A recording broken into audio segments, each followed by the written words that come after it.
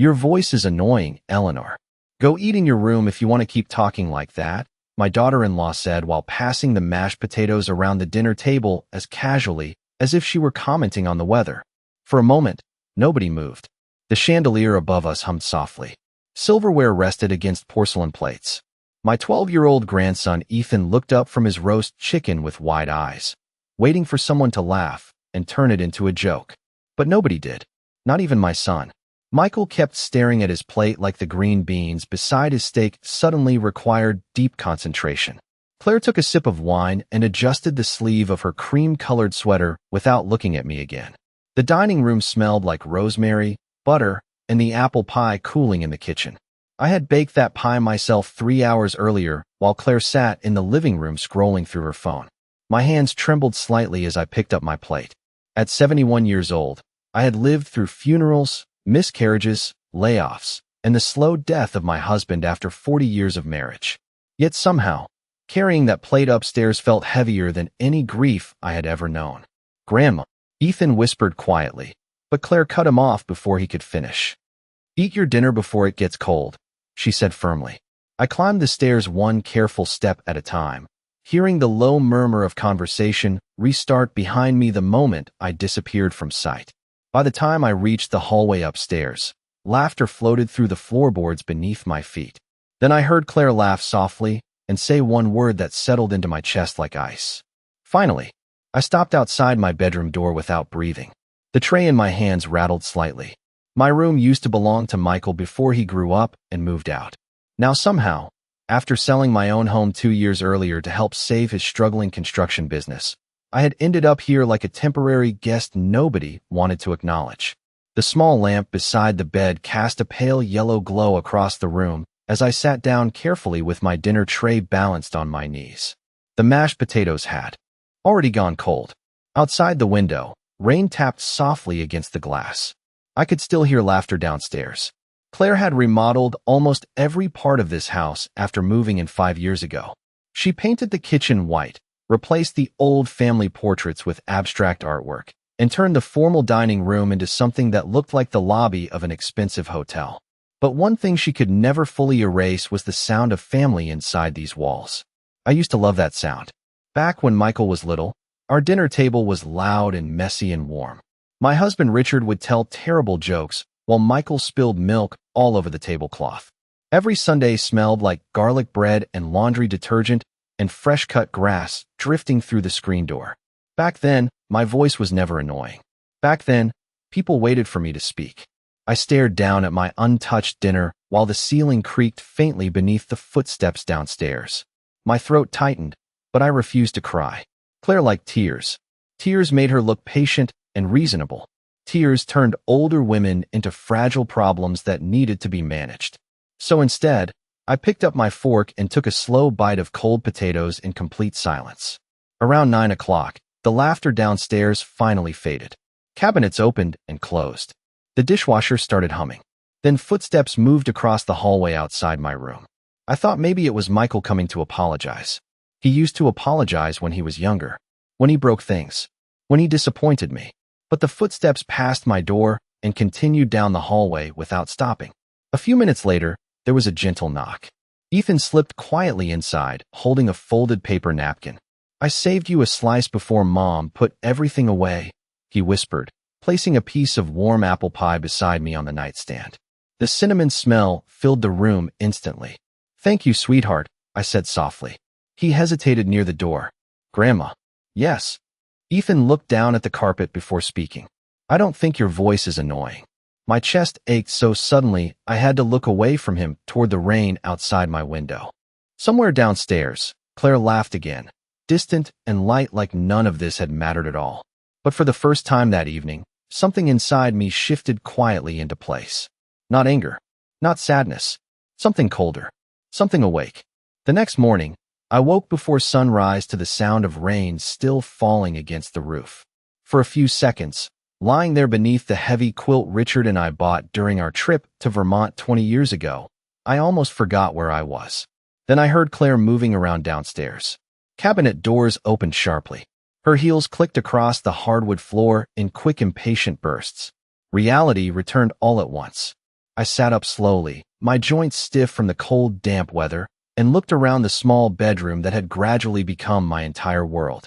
A single dresser, a narrow bed, one bookshelf filled with old family photo albums nobody opened anymore.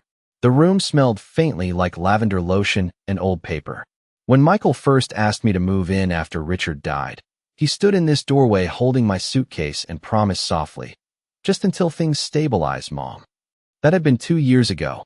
Back then, his construction company had nearly collapsed after a major client backed out of a commercial project. Claire cried at my kitchen table while Michael stared silently into his coffee cup. I remember selling my house 3 weeks later without hesitation. The little colonial home Richard and I spent 37 years paying off. The blue shutters he painted himself every summer. The garden I planted the year Michael graduated high school. I sold all of it so my son would not lose everything. Claire called me generous back then. She hugged me tightly in front of the realtor and told everyone how lucky they were to have me. Funny how quickly gratitude changes once people stop needing you. Downstairs, the smell of bacon drifted through the vents. My stomach tightened with hunger, but I stayed seated on the edge of the bed for a long moment staring at the framed photograph beside my lamp. Richard stood smiling beside our old station wagon, wearing his favorite brown jacket, one hand resting proudly on young Michael's shoulder. There had been a time when this family felt solid, safe. Now every conversation felt like walking barefoot across broken glass. Around 7 o'clock, I finally made my way downstairs. Ethan sat at the kitchen island eating cereal while scrolling through something on his tablet. He looked relieved when he saw me. "Morning, Grandma," he said quickly, like he wanted to make sure somebody acknowledged my existence before anyone else could ignore it. "Good morning, sweetheart." Claire stood near the stove pouring coffee into a white travel mug. Her blonde hair was perfectly smooth, not a strand out of place. She did not look at me immediately. "There are eggs left if you want some," she said flatly. Not cruel, not warm either, just controlled. Claire preferred cruelty that left no evidence behind. I opened the refrigerator quietly and noticed the apple pie from last night was gone except for one tiny slice pushed against the back corner inside a plastic container. Ethan glanced nervously between us. "Mom said Dad took some to work," he explained softly. "That was thoughtful of him," I replied. Claire finally turned around then, leaning casually against the counter while sipping coffee.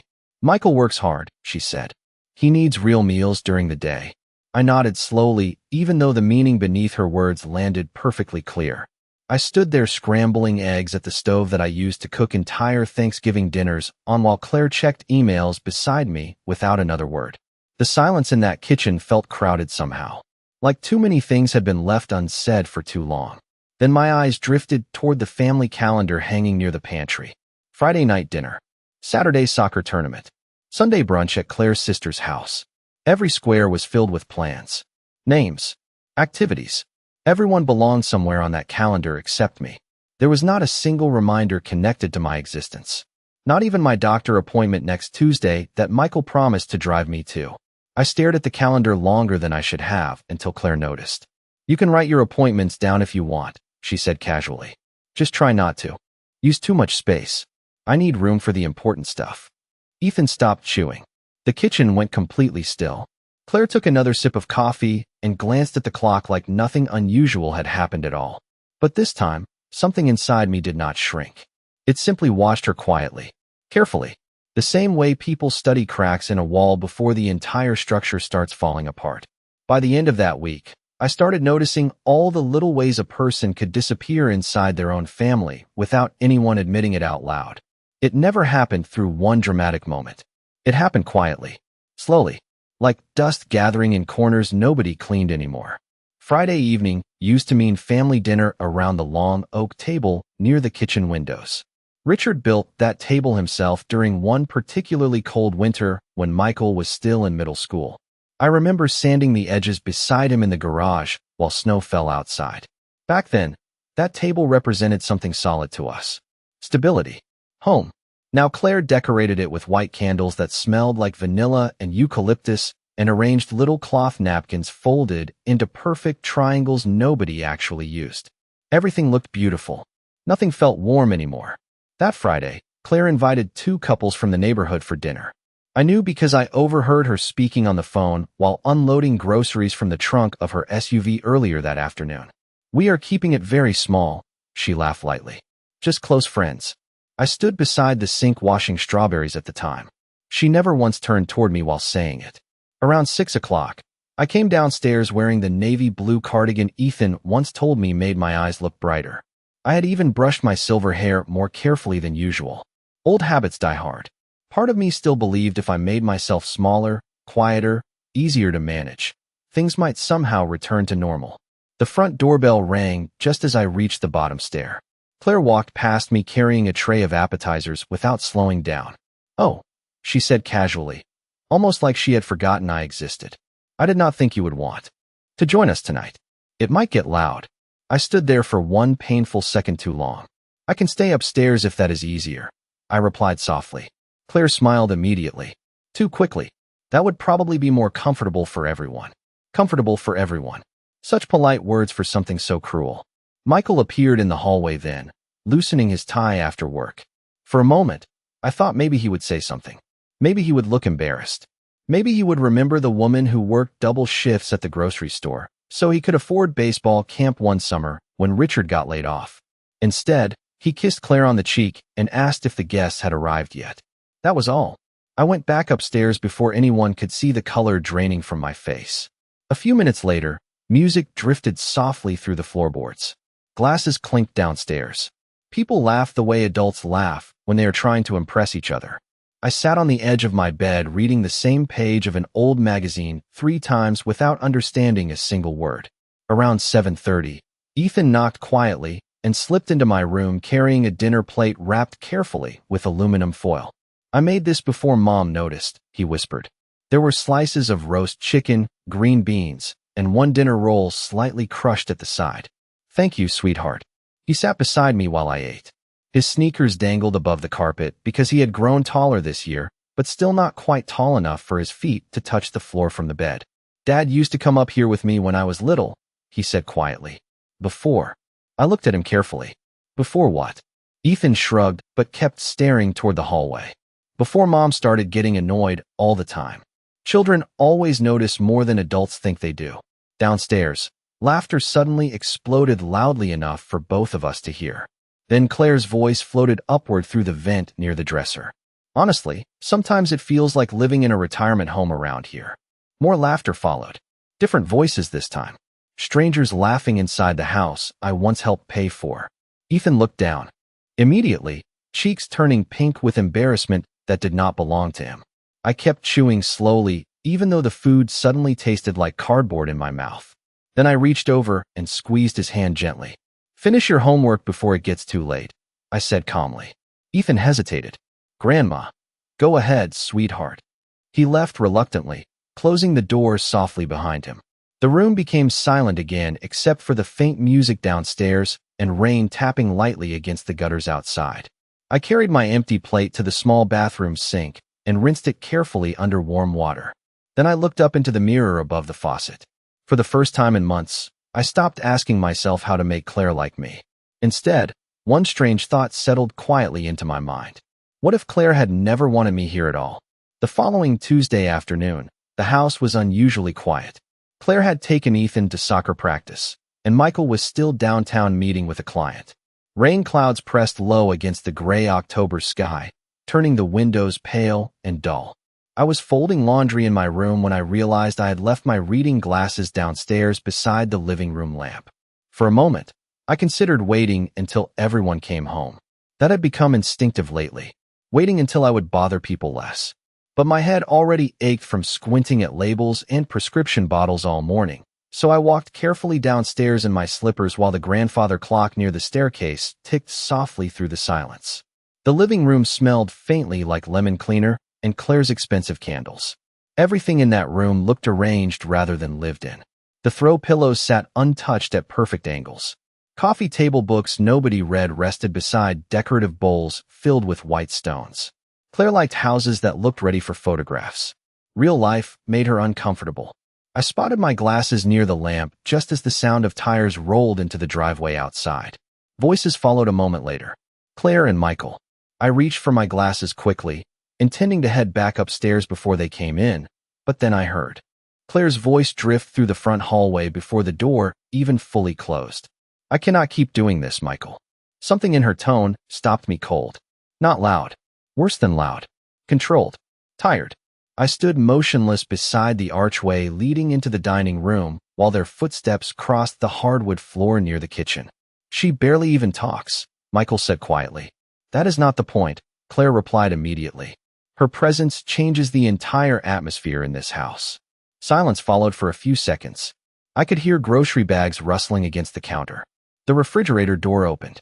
Closed again. Then Claire sighed heavily. Every room feels heavy when she is around. Ethan acts different too. He stays upstairs with her constantly now. Michael lowered his voice further, but the house carried sound easily. She is my mother, Claire.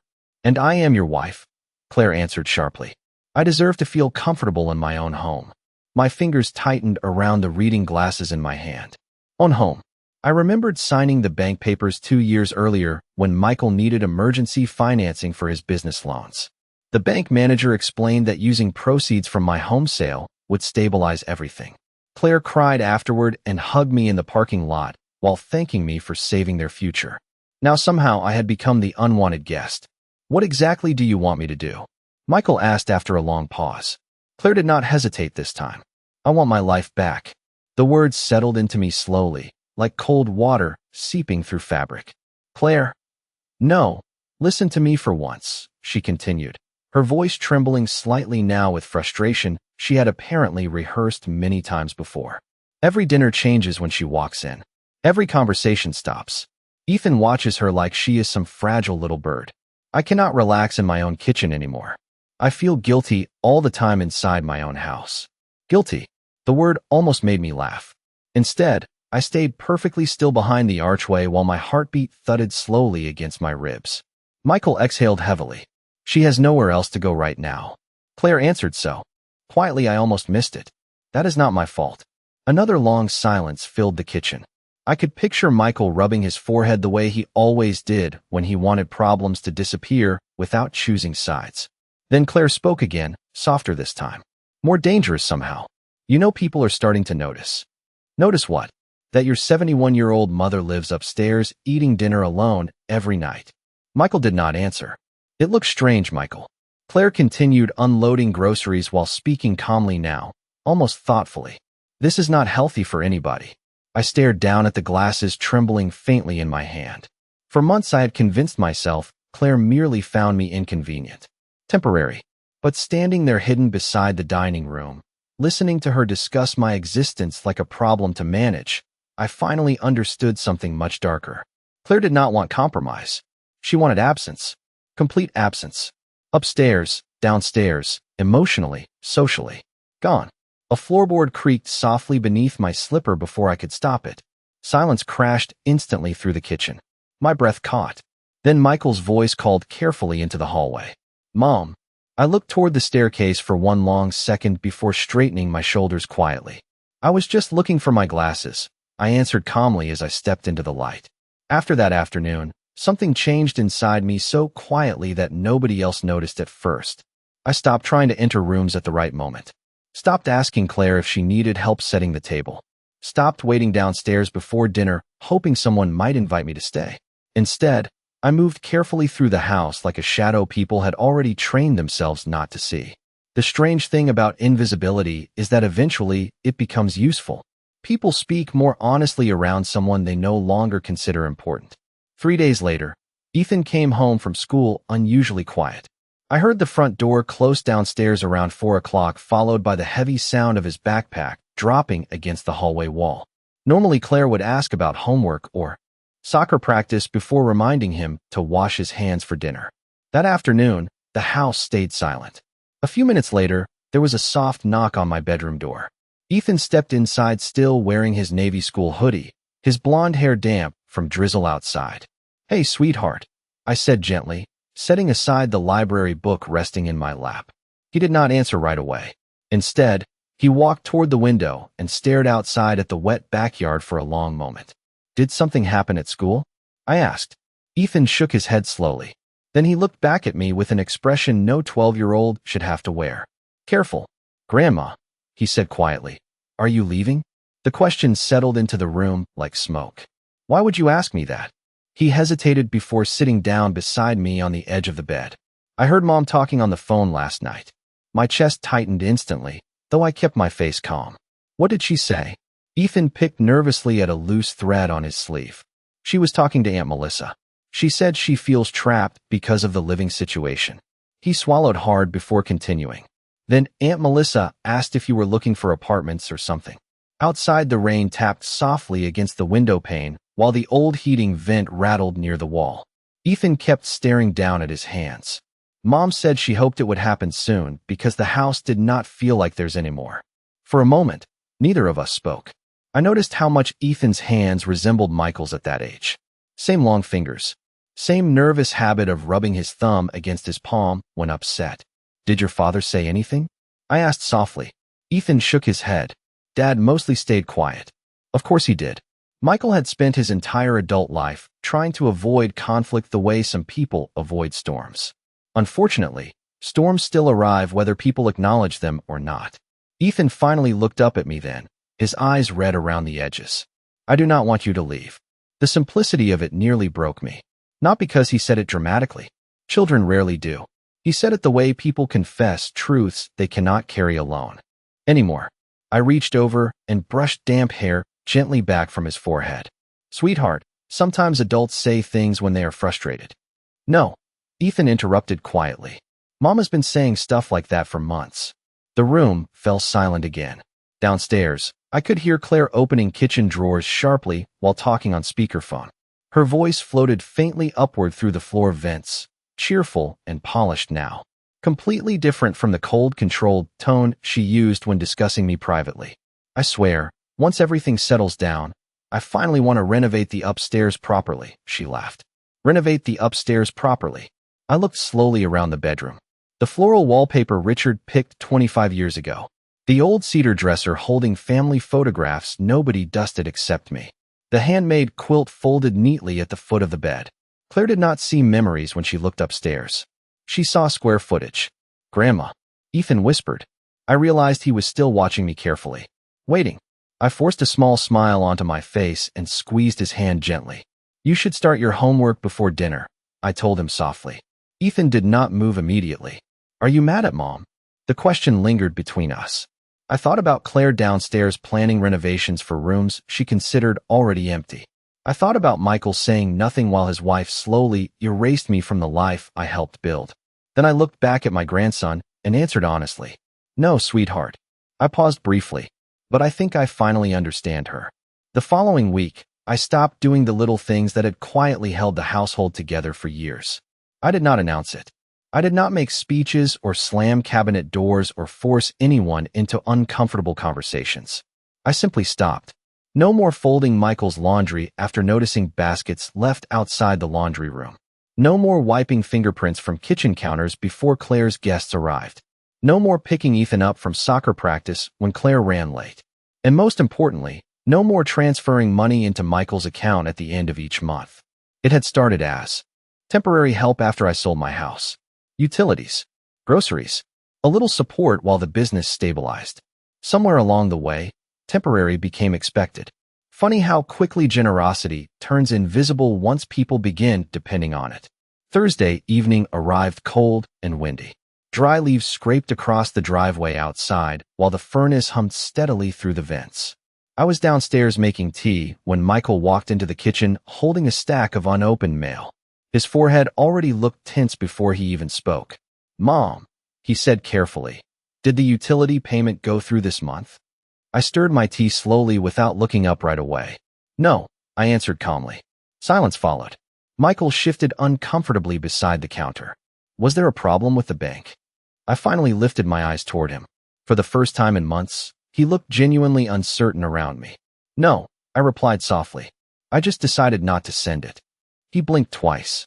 Oh, that single word carried more confusion than anger. Michael was not cruel by nature. That was part of the tragedy. Cruel people are easier to identify, easier to defend yourself against. Michael simply adapted himself to whoever demanded the most from him. Right now, that person was Claire. Things have been a little tighter lately, I continued quietly. Prescription costs went up again, which was true. My arthritis medication alone had increased nearly $80 since spring. I noticed immediately how guilt flickered across his face before disappearing behind exhaustion. Right, he muttered. Of course. Upstairs, Claire's footsteps crossed the hallway sharply. A few seconds later, she entered the kitchen carrying her phone in one hand and car keys in the other. Michael, did you call the contractor back about the upstairs estimate? She asked before noticing me standing near the stove. The room changed instantly. Claire's smile thinned slightly. Michael rubbed the back of his neck awkwardly. Mom is not covering utilities this month, he explained quietly. Claire froze for half a second. Tiny, almost invisible, but I saw it. Oh, she said finally. Then she laughed softly in a way that sounded too rehearsed. Well, everyone has to manage their own finances, I guess. I nodded politely and carried my tea toward the staircase. Behind me, silence stretched across the kitchen once again. Later that evening, I sat upstairs reading while muffled voices drifted from the bedroom across the hall. Claire was trying to whisper. She had never learned how. This is exactly what I meant, she hissed sharply. Everything becomes unstable the second she changes something. Michael answered too quietly for me to hear clearly. Then Claire again. We cannot keep carrying everyone forever. Carrying everyone. I stared down at the paperback novel resting untouched in my lap. 2 years ago, the check from my house sale had saved Michael's business from bankruptcy. I remembered sitting beside him at the bank while his hands shook signing paperwork. I remembered Claire crying with relief in the parking lot afterward. Carrying everyone. Downstairs, cabinet doors opened harder than usual. The dishwasher slammed shut. Claire always became louder when anxious. The next morning, the atmosphere inside the house felt strangely brittle. Michael left early without eating breakfast. Claire stood in the kitchen scrolling through her phone while drinking coffee in silence. Ethan sat beside me at the table finishing toast before school. Halfway through breakfast, Claire suddenly looked up from her screen. I think it may be time for everybody to reevaluate long-term arrangements, she said casually, not looking at me directly. Ethan stopped chewing immediately. I folded my napkin carefully beside my plate before answering. That sounds wise. Claire finally glanced toward me then, perhaps expecting defensiveness or sadness or fear. Instead, she found calm. Real calm this time. Something unreadable flickered briefly across her face before disappearing. For the first time since moving into this house, I realized Claire had become accustomed to one version of me. Quiet, grateful, easily managed. What she did not realize yet was that woman had started disappearing the moment I stopped asking permission to exist. Monday morning arrived with sharp sunlight pouring through the kitchen. Windows for the first time in days. The rain had finally passed, leaving the trees outside glowing orange and gold against a pale blue sky. Claire stood at the counter arranging flowers into a glass vase when I came downstairs around 8 o'clock. White lilies. Expensive ones. She always bought fresh flowers whenever guests were expected. Presentation mattered deeply to Claire. Appearances even more. The Hendersons are coming for dinner Friday, she announced casually without turning around. Please try to keep things light this time. I paused beside the coffee maker. Light. Claire adjusted one of the lilies carefully before finally looking toward me. You know, cheerful. Sometimes the atmosphere gets a little heavy. Heavy. There was that word again. I poured coffee slowly into Richard's old ceramic mug and watched steam curl upward between us. I will do my best, I answered calmly. Claire smiled faintly, though uncertainty flickered behind her eyes now whenever I remained composed. She preferred reactions she could categorize. Tears. Apologies. Hurt silence. Calm unsettled her. Upstairs, my phone rang just after noon while I was organizing old paperwork inside the cedar chest near my bed. I almost ignored the call because I did not recognize the number. Mrs. Whitmore, a woman asked warmly after I answered. This is Janet from Caldwell and Reed Financial. My hand froze over a stack of old insurance documents. Caldwell and Reed had handled Richard's business accounts years ago before his retirement. Yes, I replied carefully. I apologize for the delay, Janet continued. We have been trying to schedule a review meeting regarding the property documents tied to the Whitmore refinance agreement. The room suddenly felt very still. I am not sure I understand, I said slowly. Papers rustled softly on her end of the line. Your son's commercial restructuring loan remains partially secured through your ownership percentage in the property. Ownership percentage. I sat down slowly on the edge of the bed. I thought the house was transferred entirely after refinancing. Janet hesitated politely. No, ma'am. According to the agreement signed 2 years ago, you retained 51% ownership due to the equity contribution from your previous home sale. For several seconds, I could not speak at all. Sunlight stretched quietly across the bedroom carpet while Janet continued explaining details in her calm, professional voice. Most of it blurred together after one sentence settled fully into my mind. 51%. I looked slowly around the room Claire wanted renovated once I disappeared. The room inside the house I technically still own more of than anyone else living here. Mrs. Whitmore? Janet asked gently. Are you still there? Yes, I answered softly. I am. She offered to schedule a full review meeting later that week. I agreed automatically before hanging up. Then I remained seated motionless for a very long time, staring at the paperwork spread across the quilt beside me. 2 years earlier, Michael rushed me through most of those refinancing documents while Claire reassured me everything was temporary and straightforward. I trusted them completely. Trusted Michael completely. Apparently, Richard had trusted me more than I realized. That evening during dinner, I noticed things differently. Claire discussing backsplash samples for a future kitchen remodel. Michael distracted by emails from work. Ethan kicking his sneakers lightly beneath the table while talking about an upcoming science project. The entire household moved around me, assuming I remained powerless because I remained quiet. Claire reached for the salad bowl and sighed dramatically. Honestly, I cannot wait until we finally update the upstairs flooring too, she said casually. The old carpeting makes everything smell dated. Michael nodded absent-mindedly while checking something on his phone. Maybe next spring, he muttered. Claire smiled.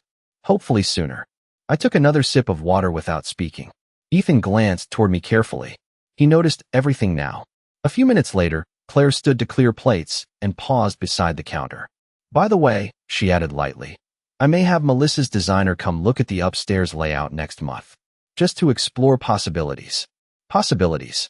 I folded my napkin carefully beside my plate. Then for the first time in weeks, I looked directly at Claire and asked softly, Do you usually renovate homes before making sure they belong to you? The room went silent instantly. Michael looked up so quickly his fork clattered against the plate. Claire blinked once. Slowly. What does that mean? She asked carefully. I held her gaze for one calm, unbearable second before standing from the table. Nothing, I replied gently. Just an interesting thought. Then I carried my dish to the sink while the silence behind me turned suddenly sharp enough to cut glass. Friday evening arrived cold and clear, the kind of October night where the air outside smelled faintly like chimney smoke and dry leaves. Claire spent the entire afternoon preparing for dinner with the Hendersons. By 4 o'clock, the kitchen counters were covered with polished serving trays, folded linen napkins, and little bowls filled with roasted almonds she arranged with almost surgical precision. Music drifted softly through the speakers while candles flickered along the dining room shelves. Everything looked perfect. That mattered deeply to Claire. Perfection gave her control. Around 5:30, I came downstairs wearing a dark gray sweater Richard once bought me during a Christmas trip to Chicago. Claire glanced up briefly from arranging wine glasses. Her eyes lingered on me for half a second too long. Careful now. Alert. Ever since my comment at dinner 2 nights earlier, something unsettled had settled quietly beneath her polished smile. Michael walked in shortly afterward carrying bottles of sparkling water from the garage. He looked exhausted. There were dark circles beneath his eyes I did not remember seeing before. Financial stress ages people quickly. Guilt ages them even faster. The Hendersons should be here any minute, Claire announced brightly. Then she looked toward me with practiced politeness. Actually, Eleanor, would you mind having dinner upstairs tonight? The room became very still. Michael froze beside the kitchen island. Even the soft jazz music suddenly sounded distant. Claire continued smoothing invisible wrinkles from the tablecloth while speaking lightly. It is just that Greg Henderson is bringing a potential investor for Michael's company, and I really want the evening to stay focused and professional. Professional. Such an elegant word for humiliation. I stood quietly near the staircase for a long moment, watching candlelight reflect against the crystal glasses Claire rented specifically for tonight. Ethan sat at the far end of the kitchen counter pretending to work on homework, though his pencil had stopped moving completely. I see, I answered softly. Claire smiled immediately with visible relief. Thank you for understanding. Then the doorbell rang. Claire straightened instantly, her expression transforming into warmth and charm before she floated toward the front entrance. Michael remained motionless near the island. Mom, he started quietly. I looked at him calmly. It is fine. But this time, something inside me no longer believed those words. Upstairs, I sat beside the bedroom window listening to voices drift through the floorboards below. Men laughing. Claire complimenting someone's jacket. Michael explaining market projections in the careful, confident tone he used during business meetings. I stared at the folder resting quietly beside me on the bed. Earlier that afternoon, Janet from Caldwell and Reed had emailed copies of every refinance document tied to the property. I had read all of them twice. 51% ownership. Primary equity holder. Cosign authority over restructuring clauses. Legal language carried strange power once people finally understood it. Around 7:15, there was a soft knock at my door. Ethan entered carrying a dinner plate balanced carefully in both hands. I brought salmon before Mom noticed, he whispered. The smell of garlic butter filled the room. Thank you, sweetheart. He hesitated after setting the plate down. Grandma, are you okay? I looked toward the ceiling where muffled laughter drifted faintly from below. Then I looked back at Ethan's worried face. Yes, I answered honestly. And surprisingly, it was true. For the first time in months, I did not feel confused anymore. Painful clarity is still clarity. Ethan sat beside me quietly while I ate. Halfway through dinner, voices downstairs suddenly grew louder, more animated. Then Claire's laugh rose clearly through the vent near the dresser. Honestly, once the upstairs is finally redone, this house is going to feel completely different. More laughter followed. Ethan lowered his eyes immediately. I placed my fork down carefully beside the plate. Something cold and steady settled fully into place inside me then. Not rage. Not revenge. Decision. I wiped my hands slowly with the napkin before standing from the bed. Grandma, Ethan asked nervously. I picked up the folder resting beside the lamp. Stay here for a few minutes, sweetheart. Then I walked downstairs for the first time during one of Claire's carefully staged dinners. Conversation stopped almost instantly when I entered the dining room. For guests turned politely toward me, while candlelight flickered across polished silverware and half-finished glasses of wine. Claire's smile froze the moment she saw the folder in my hands. Eleanor, she said quickly, standing halfway from her chair. We were just about to bring dessert upstairs for you. I looked calmly around the beautifully arranged table. Then I walked toward the empty chair at the far end and sat down slowly. Nobody spoke. Michael stared at me like he suddenly understood something terrible was approaching. I placed the folder carefully beside my plate before folding my hands in my lap. Then I smiled gently at Claire and asked the question that finally drained all color from her face. Tell me, Claire, when exactly were you planning to discuss my house with me? The dining room remained completely silent after my question. Even the soft jazz music playing through the ceiling speakers seemed distant now, drowned beneath the sudden tension spreading across the table. Claire stared at me without blinking, one hand still resting against the back of her chair. Across from her, Greg Henderson shifted awkwardly beside his wife, while the younger investor glanced between us with the uncomfortable expression people wear when they accidentally witness something deeply personal in public. Michael looked pale, truly pale, like someone had quietly removed the air from the room without warning. I folded my hands calmly over the closed folder beside my plate and waited. Claire recovered first, of course. She always did. I think there must be some misunderstanding, she said with a small controlled laugh. Maybe this is not really the best time. Actually, I interrupted gently. I think this is the perfect time. Nobody moved. Upstairs, I heard a faint creak from the hallway floorboards. Ethan was probably sitting near the staircase listening. Claire slowly sat back down in her chair. Her smile remained fixed in place, but something frightened had started flickering beneath it now. Eleanor, Michael began quietly, maybe we should talk privately. I looked toward my son for a long moment. There was a time when one look from him could still soften me completely. The little boy who used to fall asleep against my shoulder during thunderstorms still existed somewhere behind those tired eyes. But adulthood changes people slowly. Not through cruelty all at once. Through silence. Through avoidance. Through the things they allow to happen because confronting them feels inconvenient. No, I answered softly. I think I am done speaking privately. Then I opened the folder. The sound of paper sliding across polished wood seemed unnaturally loud in the room. Claire's eyes immediately dropped toward the documents. I watched the exact moment recognition crossed her face. According to Caldwell and Reed Financial, I said calmly, I still legally own 51% of this property. Greg Henderson blinked hard and lowered his wine glass carefully onto the tablecloth. Michael stared down at the papers like he had never seen them before in his life. Maybe he had not. Claire handled most things once the refinancing process started. Eleanor, Claire whispered carefully. You knew? Such a small question. But beneath it lived something enormous. Fear.